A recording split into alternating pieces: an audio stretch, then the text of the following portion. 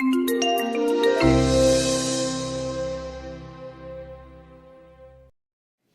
I'm very excited to have Professor Erika Lee with us today to discuss her widely acclaimed book, The Making of Asian American.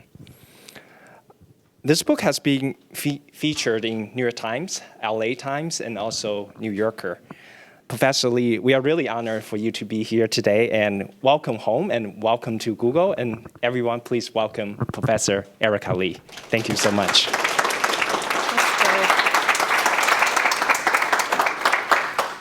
Hi, everyone. Thank you so much for coming. You have to also thank George and Amy. They are very, very persistent. They invited me to come out to Google a couple of months ago, I think. And after several conversations, they wore me down, and here I am. It's really a pleasure to be here.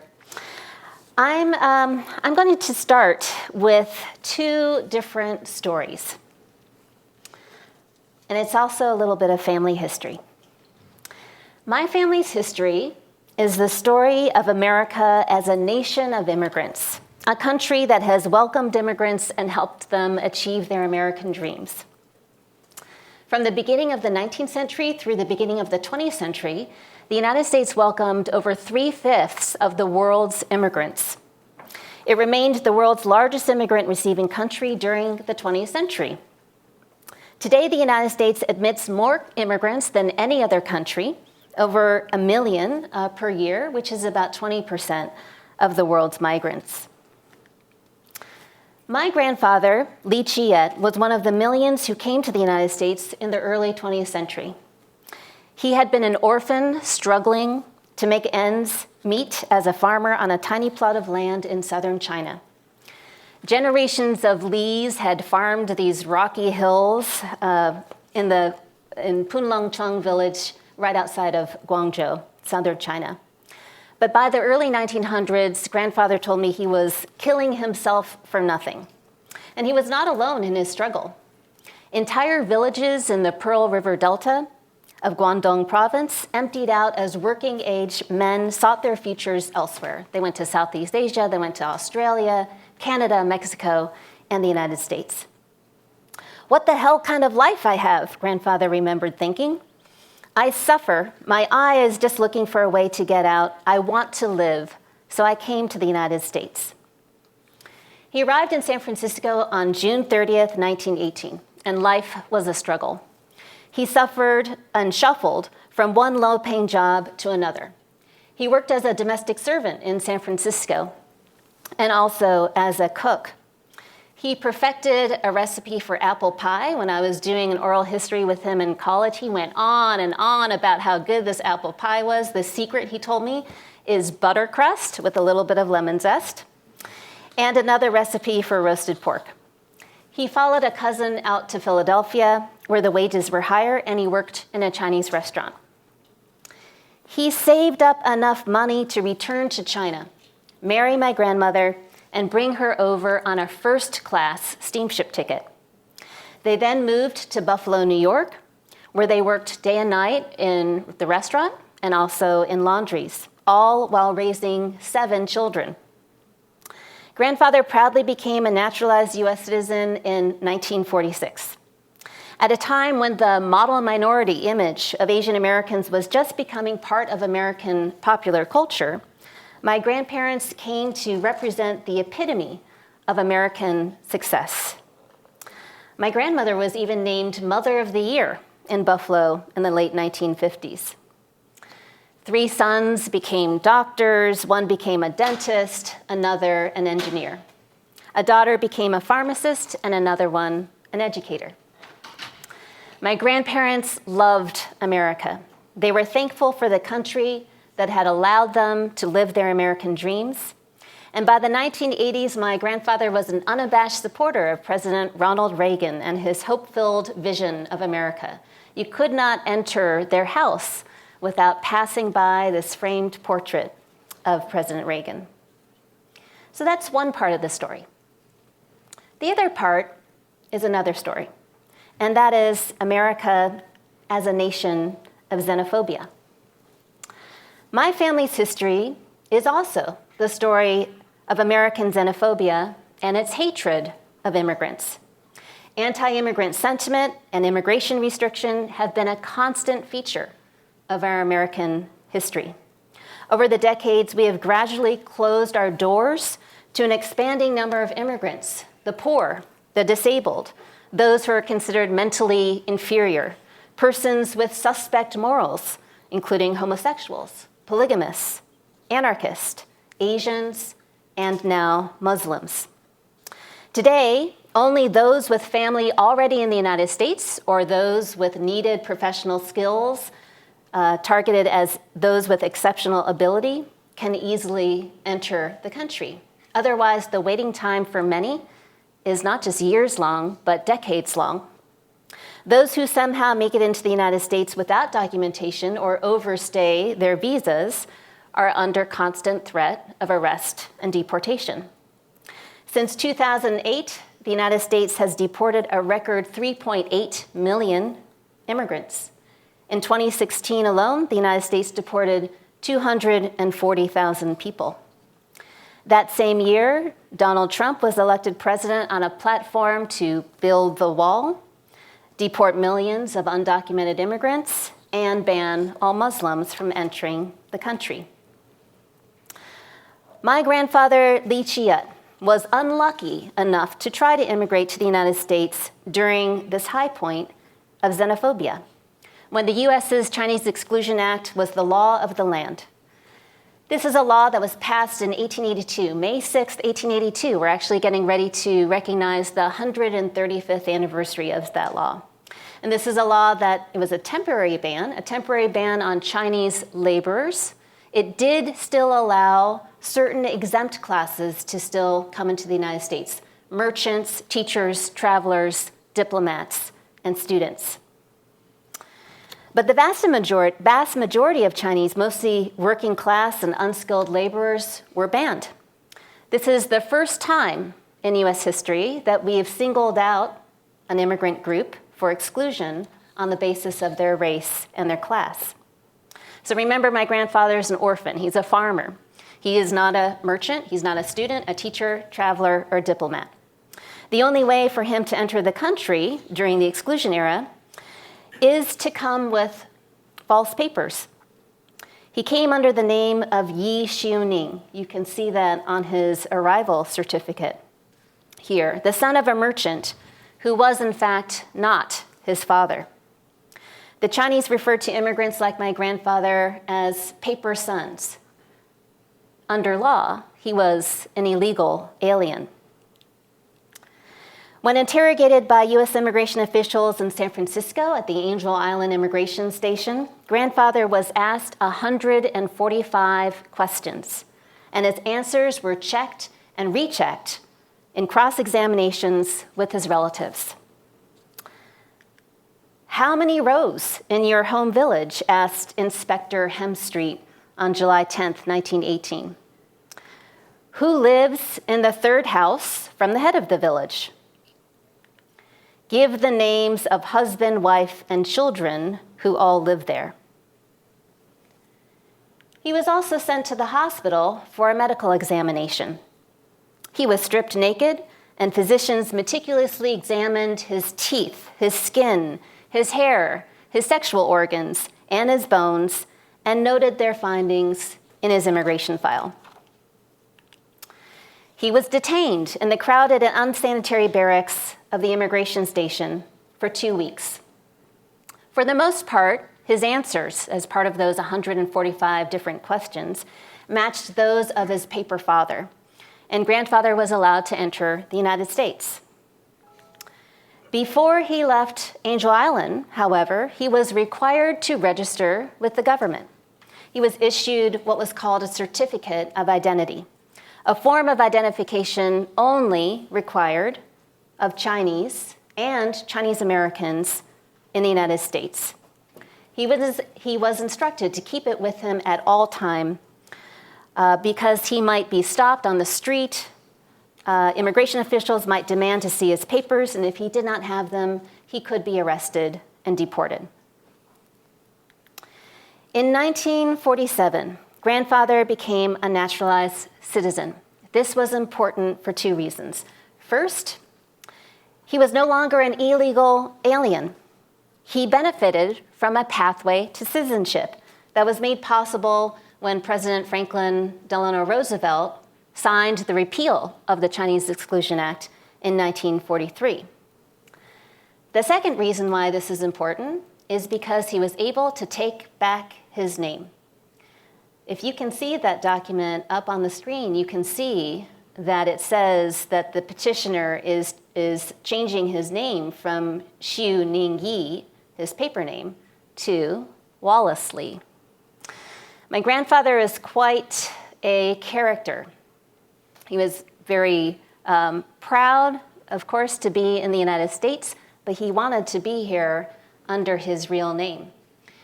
And so he told the judge when he was becoming naturalized that while they were doing this whole American citizenship thing, might we not change my name too? This is very common for immigrants when they're becoming naturalized to take on an Americanized first name, right? But he's changing his last name, which is not as common. And when the judge asked why, my grandfather, of course, did not say, because I came in with false papers under this different name. He said, "Judge, I have 7 kids, and the teacher makes them sit alphabetically in the classroom. So they're all the way in the back. They can't see the board. So I'm going to change our last name. Maybe something in the middle of the alphabet, like Lee." That's the story he told, and I don't doubt it. Decades later, after he became a naturalized citizen in the 1980s, the president that grandfather admired so much, President Ronald Reagan, would grant a pathway to citizenship, grant amnesty to over 3 million undocumented immigrants, mostly from Mexico and Central America. So I've just told 2 different versions of the same family history, right? One that is very uplifting and positive, fulfilling America's promise as a nation of immigrants, but another that is a little bit less positive, one that focuses on closed doors, gates, deportation, registry, living under false papers. How do these 2 stories fit together? This is the history of American immigration. It's the story of immigrant dreams turning into American realities, but it is also a story of xenophobia and immigrant scapegoating. It's neither one or the other. They coexist. They intersect with each other in a complicated way. They both speak truths about America, and they work in tandem together. As a country, the United States, we have depended on immigration, we have recruited immigrants, we have welcomed them, and we have also evacuated and resettled refugees in need. Yet throughout our history, we have also banned many immigrants, the poor, the illiterate, and entire groups based on their nationality or religion. We have established an ideological test for immigrant admission. We have been slow to answer the call of refugees fleeing persecution. We forcibly relocated and incarcerated 120,000 Japanese Americans during World War II on the mistaken basis of military necessity, or in today's language, national security. We have required certain groups to register with the US government so that we can better track their movements and keep them under surveillance. Chinese Americans, like my grandparents in the early 20th century, and Muslims 100 years later. Our immigration laws have not kept up with the times and cannot flexibly respond to changing labor and societal needs. As a result, we have a long history of undocumented immigration. We've depended on the labor of undocumented immigrants, but when we don't need them, we've also deported them in the millions, sometimes under the guise of voluntary repatriation, sometimes by brutal force. And those that are forced to leave the country include longtime residents, US citizens, and parents of US citizens. I'm sure that we know that history, that Ellis Island history of America's welcome to immigrants. That's something that is taught in 4th grade and also in 6th grade and throughout our high school years in the US. But we know less about our history of banning immigrants. With the US debate over immigration at an all-time high and with drastic new changes on every aspect of immigration underway, there's never been a more important time to explore this forgotten history and to consider what it means for us today. The history of Asian Americans that I write about in The Making of Asian America is especially important to understanding these two different sides of the United States. Asian Americans are an extremely diverse conglomeration of peoples who make up 23 different ethnic groups. But together, they've experienced both the limits and the possibilities of America. So let's go back to that nation of immigrants part of the story one more time. It can be argued that no other group has represented the vast complexity and scope and diversity of immigration to America than Asian Americans. Asians, for example, have been recruited, they have been brought, they've been sent, they've willingly gone, they've married into, they've been adopted into, they've been accepted, rejected, repatriated, and deported from the United States. They have come as refugees, as international students, as undocumented immigrants, and picture brides, as well as high-tech workers. In the mid-19th century up through the mid-20th century, Chinese, then Japanese, Koreans, Filipinos, and South Asians were recruited to help build the United States.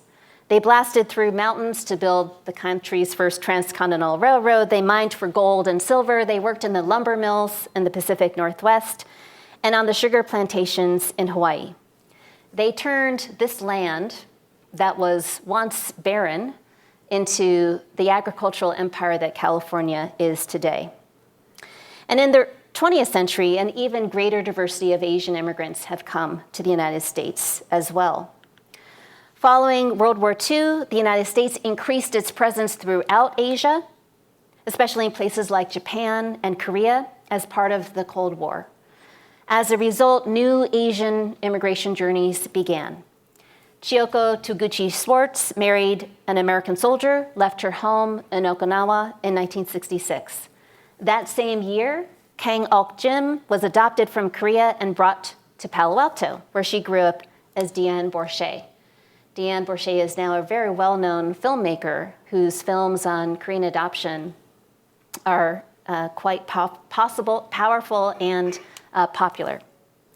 These new arrivals married into or were adopted into American families and came to represent a new Asian America that was less threatening, able to become American, and represented a sign of more positive US-Asian international relations. The aftermath of the wars in Southeast Asia sent 1.2 million Vietnamese, Lao, Hmong, and Cambodian refugees to the United States, fleeing war and persecution. 130,000 Vietnamese were evacuated from April to December of 1975 alone.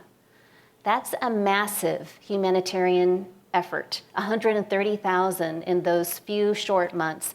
We had not established a concrete, centralized refugee resettlement program before, so the fact that we did that in those months is quite staggering. 1 million more from Vietnam, Laos, and Cambodia fled on their own to refugee camps in Thailand and elsewhere over the next few decades. These are stories that we're just beginning to know. The trauma of war have kept many of those stories hidden within families. They're slowly leaking out and becoming more widely known. I direct the only immigration history research center in the country. It's at the University of Minnesota. And we've been working for several years to try to preserve the histories of the communities around us, but also of the most recent immigrants and refugees. To do this, we decided to do something different than the traditional oral history where we come with a clipboard and ask questions. We wanted to give the power of storytelling to immigrants and refugees themselves. I know I'm at a tech company and it's a little awkward for a historian to be pitching a tech idea, but we just launched this wonderful digital storytelling website last week. It's a place where anyone can write, create, and edit their own digital story and submit it to our collection to be publicly accessible. We started out with just a few stories. We were especially interested in documenting and preserving the histories of the elder Southeast Asian refugees in the Twin Cities. We now have 215 stories representing over 50 groups. And there's one story from the community that I especially feel connected to. And that is Manishan Shang. She is a Hmong refugee whose family were closely allied with American soldiers in Laos. In fact, her family not only fought on behalf of the United States during the so-called secret war, during the wars in Southeast Asia, but also her family on numerous occasions helped to rescue downed American pilots after they had crashed in the area where they were living. Because of that alliance with the United States, after the Lao government fell and became communist, the Shangs were targeted for persecution. And so they had to flee their homeland, and she spent the next 20 years in a refugee camp waiting to come to the United States. She's older now. She has not told her story that much. But when we talked to her, she felt extremely enthusiastic that someone was willing to ask and that we were going to preserve that story, not only for her children and grandchildren, but also for the greater public. So you can see she came to our interview session with photographs and the pandao that she had sewn. But the thing that really struck me about her story was how important and timely it was to preserve them. She said, "I'm over 60 now. If I don't share this with you, it will die and no one will know." So these are the stories that are going to continue to help us understand, again, America's relationship to immigration and the ways in which we have fulfilled our promise as a nation of immigrants. Another part of that story is the 1965 Immigration Act, passed almost exactly 50 years ago, last October. This law ushered in the greatest numbers of new Asian immigrants, 14.7 million since 1965. This act, signed by President Johnson on Liberty Island with the Statue of Liberty behind him, was a hallmark of the civil rights movement, as well as a strong diplomatic statement during the Cold War.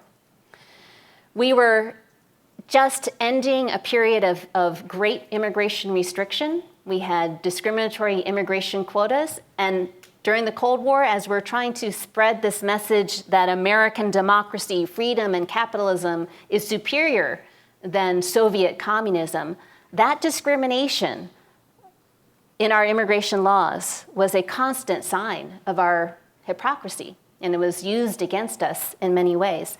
So Johnson signed this law not only as an international, a measure of international diplomacy, but also to respond to the American civil rights movement that was happening within our borders as well.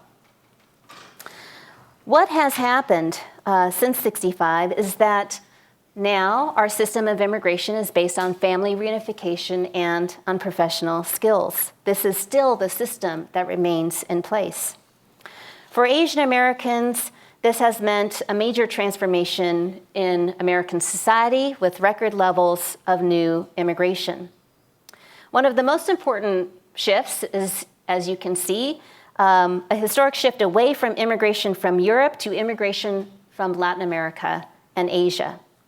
The post-1965 pathways to the United States have been especially important to prospective Asian immigrants from places like Taiwan, India, Korea, and more recently China, places that have increased educational attainment, but whose economies have not kept up with the new educated population. Seeking better economic opportunities, many of these high-skilled and highly educated professionals have come to the United States. In fact, it can be argued that no other group has benefited more from these recent changes in immigration laws than Asian immigrants and Asian Americans. In 1960, the total Asian American population was just under 1 million people, or about 1% of the total US population. Since then, Asian immigration to the United States has grown exponentially, and it is increasingly diverse. The 21 million Asian Americans now in the United States make up over 6.5% of the total US population. Between 2000 and 2010, the Asian American population increased by a staggering 46%, making them the fastest growing group in the country. And they're part of America's larger transformation from into a majority-minority country, estimated to be around 2044, with an increase of 130% in the coming decades. Asian immigrants receive about 3/4 of the H-1B visas granted to highly skilled guest workers, including Indians. Like what I'm doing here, son like Sundar Pichai now leads some of the biggest high-tech companies in the country, like Google. And Chinese are now the single largest group of international students coming into the country. So the face of new immigration to the United States is Asian. And many of these new immigrants' experiences reflect the US's welcome and in its enduring history of a nation as immigrants. Recent reports predict that Asian immigrants will be the largest immigrant group in the US, surpassing Hispanics. They're settling in places that have traditionally welcomed immigrants, like New York and San Francisco and LA. But they're also in places where such new immigration is new: Las Vegas, Charleston, Houston, Phoenix, and Minneapolis, St. Paul. Along with Latinos, Asian Americans are transforming the United States. So that's the Nation of Immigrants story. It runs through the history of Asian Americans. They intersect with each other. It remains true today. But the other side is also part of the story as well. As today's headlines bring news of deportation raids, President Trump's executive orders, a halt to the refugee resettlement program, and the travel ban on non-citizens from now 6 majority Muslim countries, we know that Asian Americans have been part of this story as well. Before the US tried to institute a travel ban on Muslims, we banned Asians. Before we focused on the so-called Mexican illegal immigration problem, we patrolled the border and raided cities in the search for undocumented Chinese immigrants. The first Border Patrol agents along the US-Mexico border in the early 1900s called themselves Chinese catchers. In fact, Asian immigrants were amongst the most reviled, feared, and hated in US history. This is an early 20th century advertisement for soap. This is how widespread the image of the despised Chinese laborer was, that it would be put on a package for soap. Asians were valued as laborers, but soon thereafter their arrival in the United States, they became targets of massive anti-immigrant sentiment, a xenophobia that was inextricably connected to the already racial discrimination that African Americans, American Indians, and Mexicans faced in the United States. They were treated as peoples unfit for US citizenship and as outsiders to American society. They were barred from becoming naturalized citizens, prohibited from owning or leasing land, and marrying whites in some states. They were harassed, driven out, and segregated from the rest of America. This is a cartoon that was published in 1881 in a San Francisco Illustrated magazine called The Wasp. And for many, many decades, San Franciscans had been trying to convince their fellow citizens on the East Coast that Chinese immigration was a huge problem and that if we did not act, the country would be invaded, overrun by the teeming millions of Chinese, this despised, undesirable immigrant population. And in this cartoon, you can see that what the Californians are trying to say is, you on the East Coast, you have the Statue of Liberty, the one that is welcoming the right kind of immigrants from Europe. On the West Coast, we have this statue for our harbor. And instead of a woman representing equality, freedom, and democracy, we have this Chinese coolie labor. He's wearing bedraggled robes. He's got a rat tail-like queue. He's an inassimilable foreigner. And he's bringing, as the rays of light show emanating from his head, he's bringing filth and immorality, disease, and ruin to white labor. He's also holding an opium pipe in his left hand, and he's resting on a human skull. So represents, Chinese immigration represents the destruction, not only of everything that we hold dear, but American civilization itself. By the 1880s, the debate over Chinese immigration had become nationwide. On February 28, 1882, as Congress is debating this ban on Chinese laborers, Senator John Miller of California introduced in the United States this bill to exclude Chinese immigrant laborers. The California Republican spelled out the imminent danger that Chinese immigration posed, including the fact that, according to Miller, Chinese immigrants were, quote, a degraded and inferior race. Chinese immigrants competed with white workers with their, quote, machine-like ways and their muscles of iron. Miller proclaimed that a vote for Chinese exclusion was a vote for both white labor and for the public good of the country. Public good, I want you to keep that in mind. The Chinese Exclusion Act became law on May 6, 1882. It marks the first time that we've singled out a group for exclusion based on race and class. Part of the story of Chinese immigration during the exclusion era takes place at the Angel Island Immigration Station, right in San Francisco Bay. Open from 1910 to 1940, it processed over 1 million immigrants from over 80 different countries on their way into and out of the United States. It's especially important for Chinese immigrants who are coming because this is a place that was designed to enforce the Chinese and then later other Asian exclusion laws. So instead of being processed through Ellis Island like so many European immigrants were, the immigrants who came through Angel Island counted their detention time in weeks rather than hours. They experienced the invasive medical examinations, the grueling interrogations, and they also were detained in immigrant barracks that were overcrowded, unsanitary, and were more like prisons than anything else. The policies that were put in place at Angel Island laid the foundation for how we would process immigrants, not just Chinese, but all immigrants, through the 20th century. Once admitted into the United States, for example, Chinese immigrants were still suspect and were placed under surveillance wherever they went. This is a page from a California immigration official's journal. He's based in Downeyville, California, and he's keeping track of every Chinese immigrant who is within his town.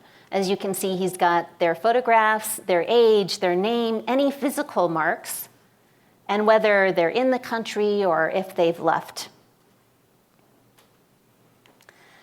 Chinese immigrants were also required to mandatory registration with the government. This is one of those certificates of identity that my grandfather had to apply for as well. And it wasn't just Chinese immigrants, it was also required of Chinese Americans born in the United States. This is racial profiling. This is the certificate of identity for a very well-known actress in the early 20th century, Anna May Wong. Some of you may know that name. She is really the only Asian American actor or actress who was a Hollywood star. Now, she was only allowed to play roles like Fu Manchu's daughter, the evil Oriental overlord's suffering daughter. But she was a well-known presence. But even she, whose face was so commonly known, so famous around the world, had to carry one of these certificates of identity as well. The Chinese Exclusion Act was just the beginning of a decades-long movement to exclude all Asian immigrants. Given President Trump's recent executive order, the 1917 Immigration Act is especially noteworthy. The act involved several provisions, including a literacy test for all prospective immigrants. But the act also identified a region that Congress called the Asiatic Barred Zone, from which all immigrants were prohibited. So what this meant was that immigrants from almost the entire Asian continent were prohibited from entering the United States. In addition to China, Japan, Korea, the zone included India, Siam, Indochina, parts of Siberia, Afghanistan, and Arabia, the islands of Java, Sumatra, Ceylon, Borneo, New Guinea, Celebes, and various lesser groups, with a total population band of over 500 million. The law was in effect until 1952. The 1917 Act was built on a series of Asian exclusion laws. As you can see, we're barring an expanding number of groups, not only of general immigration laws, barring groups like idiots and lunatics and paupers, but also every single Asian immigrant group, until we get to the 1924 Immigration Act, when, in addition to the restrictions and bans placed on Asians by the 1917 Act, we ban all Asians completely. This is followed by restrictions on Southern and Eastern European immigration, as well as mass deportations of Mexican immigrants and Mexican Americans during the 1930s. Anti-Asian sentiment peaks during World War II, with many Americans led by politicians and the media believing that Japanese Americans represented a national security threat, that they could not be trusted, that despite outward appearances and claims of loyalty to the United States, they were in fact working for the Japanese Empire. Does anyone recognize the artist behind this cartoon? Dr. Seuss was very prolific during the early 20th century. He created a lot of cartoons during World War II, many of which had an anti-Japanese bent.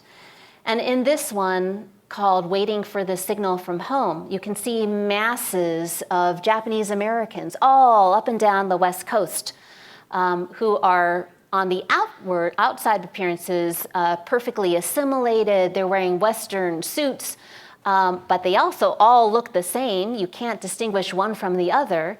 And it's clear that once that signal comes from home, they will be called to action and called to destroy the United States with dynamite from within. These are common perceptions of Japanese Americans during the war. And on February 19th, 1942, almost exactly 75 years ago, President Franklin Roosevelt signed an executive order requiring the mass removal of all persons of Japanese ancestry from the West Coast. This executive order, which was not put before Congress, directed the Secretary of War and other military commanders to identify certain military areas, certain sensitive military zones, and gave them the power to expel anyone from those areas. Placing the responsibility with the military, this Executive Order 9066, used the premise of military necessity or national security that allowed the government to round up and expel entire communities without compensation and without due process or proof of wrongdoing. Japanese Americans were never listed by name in Executive Order 9066, but discriminatory intent was clear from previous government actions and statements by officials. If you're following any of the news around the legal challenges to the executive orders, this language of discriminatory intent is one of the foundations that the cases are resting upon, that the travel ban is a Muslim ban based on discriminatory intent, based on previous statements by President Trump and other officials. So they're not listed in the executive order, but we know from officials that Japanese Americans were the targets. For example, Lieutenant General John DeWitt, head of the newly created Western Defense Command, is in charge of defending the entire West Coast. He consistently and publicly stated that, quote, the Japanese race was an enemy race. I have no confidence in their loyalty whatsoever, he wrote in January 1942. Racial affinities are not severed by migration. It makes no difference whether he is an American citizen, he is still Japanese. Thus, in his reckoning, American-born Japanese remained, quote, potential enemies at large. Or, in other words, a Jap is a Jap. Within weeks of Executive Order 9066 being signed, the US government began what it euphemistically called evacuation. On March 1st, 1942, General DeWitt issued the first public proclamation officially notifying all persons of Japanese ancestry that they were to be removed and evacuated from, or excluded, from the western parts of Washington State, California, Oregon, and parts of Arizona. A curfew was also put into place, requiring all persons of Japanese ancestry to remain at home from the hours of 8 p.m. to 6 a.m. Once an exclusion order was issued, residents were generally given just 1 week to prepare themselves for removal. They were allowed to bring with them only what they could carry. Families rushed to sell stores, cars, farm equipment, farms, furniture, clothes, valuables, often at huge losses. On the designated evacuation days, all persons of Japanese ancestry within specific zones were ordered to assemble at central locations, where they were met by armed US soldiers. You guys know the Tan Fran Mall in San Bruno, right? Do you know that it used to be the Tan Fran racetrack, a horse track? And the Tan Fran horse track was the gathering point, the evacuation center for Japanese Americans in the Bay Area. Each individual wore a US government-issued identification tag. They were given these tags. They were sent with all of their belongings to places like the Tan Fran racetrack, which had only recently been cleared of its former inmates, i.e. horses. So Japanese Americans were placed in the horse stalls that had still the remnants of what horses do in their horse stalls. It was extremely humiliating. Once assembled, Japanese American evacuees were transported to 16 hastily erected assembly centers in California, Oregon, Washington, and Arizona. These new homes were hastily refurbished fairgrounds or racetracks where the inmates were kept in former stalls and barracks. Barbed wire fences and guard towers surrounded the centers. 120,000 individuals, two-thirds of them American citizens, children, school-aged children, were forced to leave school, abandon their businesses and homes, and were uprooted from their communities. There were no individual hearings or trials. They were vilified as a group. They were relocated to camps unfit for human habitation and incarcerated for the duration of the war. Not one Japanese American was ever charged or convicted of espionage. It would take decades of activism, investigative research, and lobbying, but in 1976, President Gerald Ford officially declared the wartime removal and relocation of Japanese Americans a tragedy.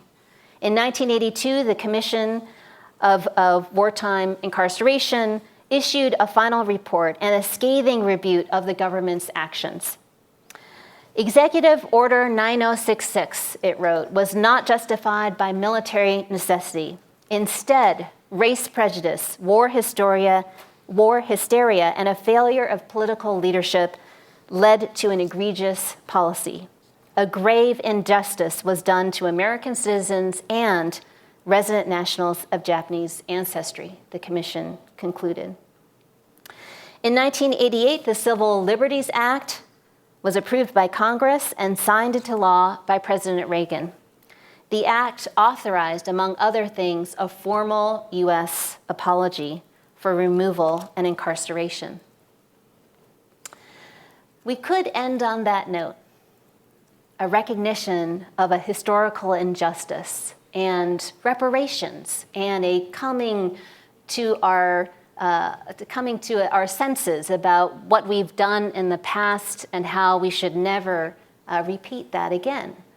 But unfortunately, 13 years after that law was signed, the tragic attacks on the World Trade Center and the Pentagon on September 11th, 2001, and the United States' ongoing global war on terror ushered a new wave of xenophobia and prejudice reminiscent of the post-Pearl Harbor treatment of Japanese Americans. In the search for perpetrators, entire Middle Eastern, South Asian, and Muslim immigrant communities were made vulnerable to blanket racially motivated charges that they were either terrorists, potential terrorists, or terrorist sympathizers. Racial profiling, heightened government scrutiny, deportation, and hate crimes all increased dramatically. Within days of the attacks, law enforcement officials had arrested more than 1,200 people, only a handful of whom were proven to have any links to terrorism. Reflecting the United States' belief that Pakistan, for example, was a national security risk as a terrorist feeder state, almost 40% of the detainees arrested were believed to be Pakistani nationals. Like Japanese immigrants taken into custody after the attack of Pearl Harbor, Muslim men began to disappear from their families and communities. Mandatory registration with the government was put into effect for all non-citizen men 16 years or older from 25 predominantly Muslim countries and North Korea. So when you hear this talk of no Muslim ban, you should be aware that no Muslim registry, you should be aware that we have been registering Muslims since 2001. This system, known as the National Security Entry-Exit Registration System, was only just ended before President Obama left office. Over 85,000 people registered, 14,000 were found to be out of immigration status and were placed into deportation proceedings. 0 were found to be convicted of terror-related activities. Still, many Arab American, Muslim, and South Asian American communities continue to be treated as if they were already guilty or disloyal to the United States. In the weeks and months following the terrorist attacks on 9/11, hate crimes directed at all of these groups increased by 1,600%. And the trend has continued in recent years. In just the past 3 weeks, 3 Indian immigrants have been shot, 2 of them fatally, in incidents that investigators are considering as hate crimes. Computer software engineer Srinivas Kuchibotla was fatally shot in Kansas on February 20th. Store owner Harnish Patel was killed in South Carolina. Deep Rai was shot in front of his house outside of Seattle after an attacker shouted, "Go back to your country." During the divisive 2016 presidential election, anti-Muslim assaults rose to their highest levels since 2001. And we know that so many of the candidates called for either a total ban on Muslims or for surveillance of Muslim communities. The FBI has reported 257 incidents of anti-Muslim hate crimes in 2015, a 67% increase from the previous year. The Southern Poverty Law Center reported more than 30 in the first 5 days after the presidential election. Today, we're in the midst of a brand new debate over immigration. During his first 2 weeks in office, President Trump signed 3 executive orders. I know you know about them. First were 2 orders on immigration and border security, which included actions on his campaign promises to build that wall and to step up deportations and immigration enforcement. The border and enhancing public safety in the Interior executive order also calls for the additional hiring of 10,000 immigration officers, increased immigrant detention, increased removal of undocumented immigrants, stripping federal funding to so-called sanctuary cities, levying sanctions against recalcitrant countries who will not cooperate with the United States immigration deportation orders, and publicizing crimes committed by undocumented immigrants. On January 27th, President Trump signed an executive order that indefinitely suspended the resettlement of Syrian refugees, paused the overall refugee resettlement program, temporarily banned non-citizens from 7 majority Muslim nations.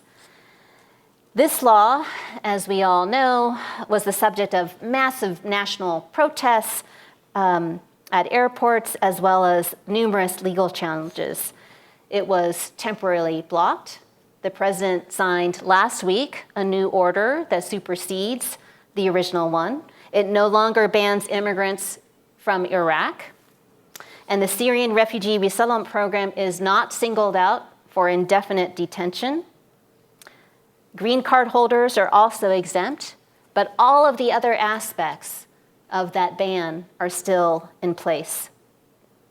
So what does this mean for Asian Americans?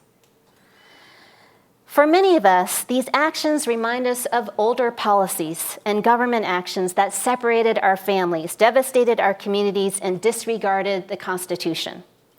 The Chinese Exclusion Act and Executive Order 9066 were presented as measures for the public good and military necessity, when really such laws were a cloak for discrimination.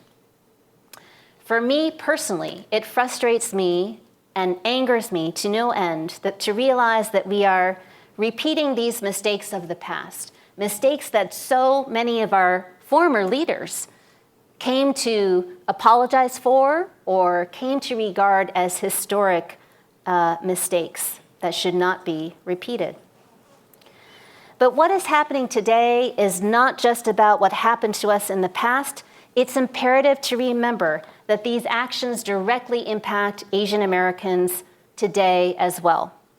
Asians are the fastest growing group of undocumented immigrants. Since 1990, for example, the number of undocumented immigrants from India grew by 300%, from South Korea by 250%, from China by 150%.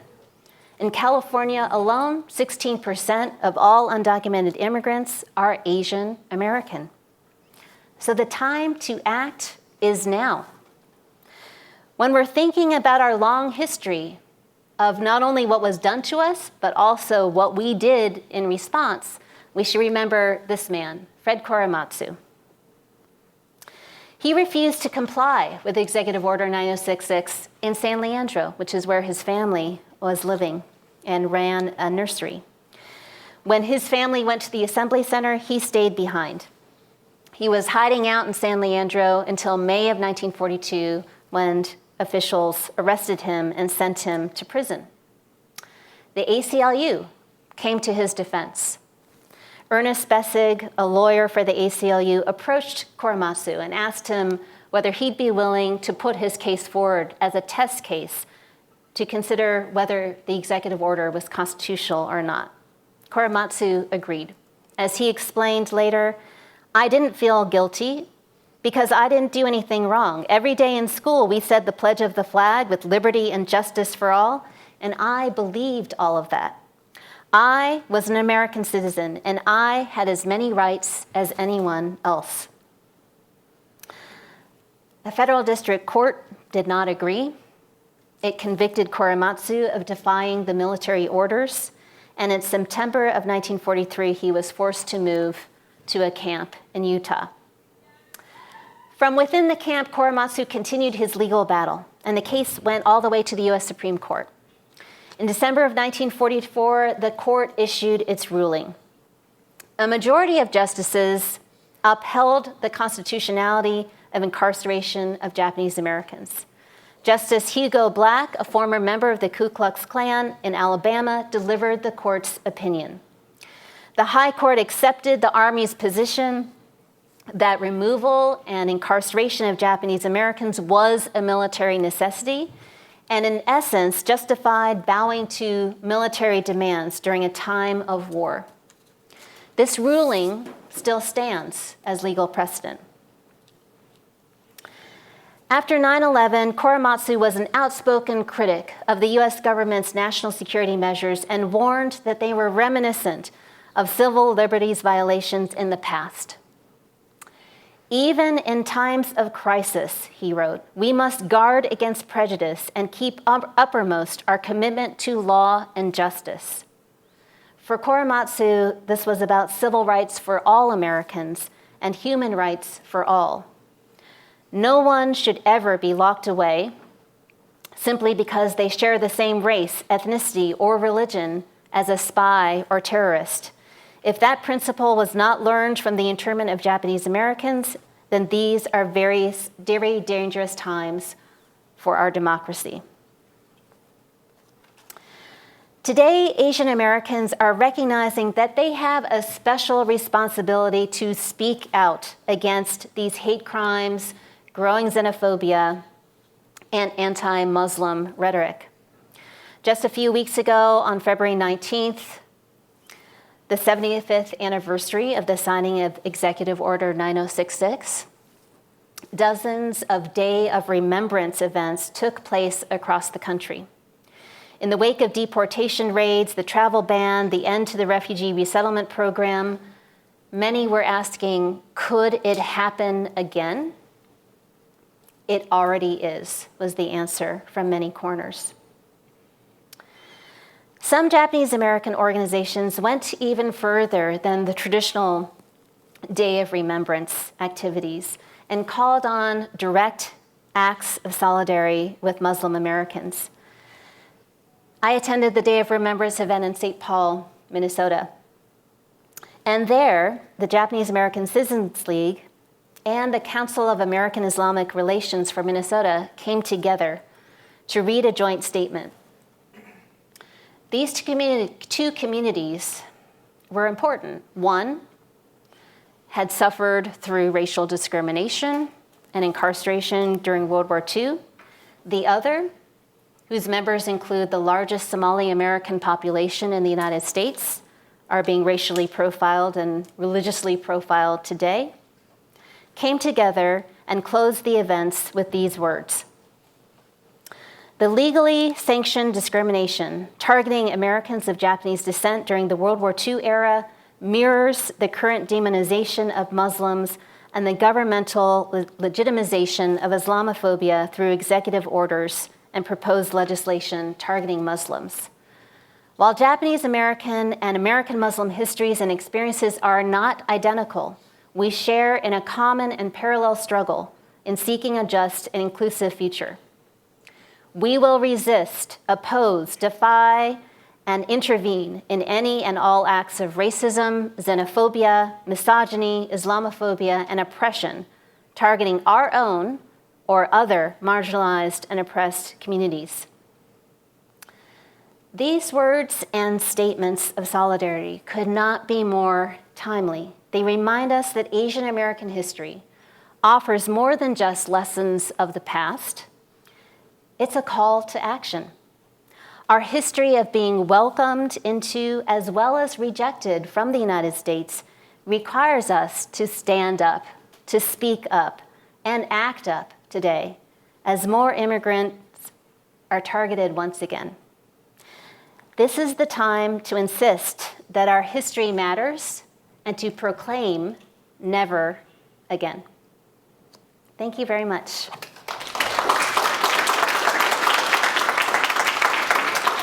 Thank you so much, Professor Lee, for providing historical context, your family history, and as well as calling for action in our contemporary society. But just wanted to ask one Dory question before we wrap up. This one got a lot of votes.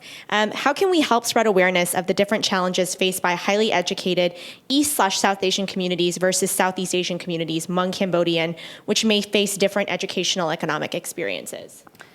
So one of the things I mentioned earlier before is how diverse the Asian American community is, right? 23 different groups, and of course that diversity is not only based on ethnicity, national origin, immigration status, generation, class, education as well. And I know you have a program later this week on battling that image of the model minority. One of the challenges is lumping everybody into that model minority stereotype and how that disadvantages groups who are still struggling economically and also to achieve and have equal access to higher education.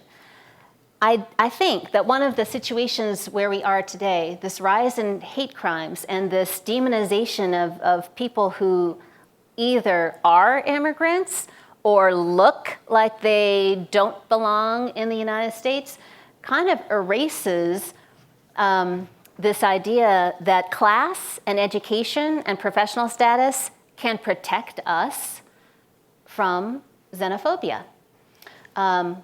This murder of the computer software engineer in Kansas is just one example.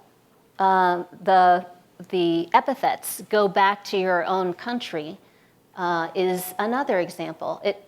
People are seeing just race or perceived religious status. They're not looking for your diploma or your employee ID card. This is a time, and I think we've experienced this over the past 15, 16 years or so, where many groups of Asian Americans, again, regardless of class status or national origin, are being targeted under xenophobia. So I think to better understand, again, what is happening in that wider world and how this really is impacting a larger group of Asian Americans is one first step towards that. Thank you so much for being here. Thank you.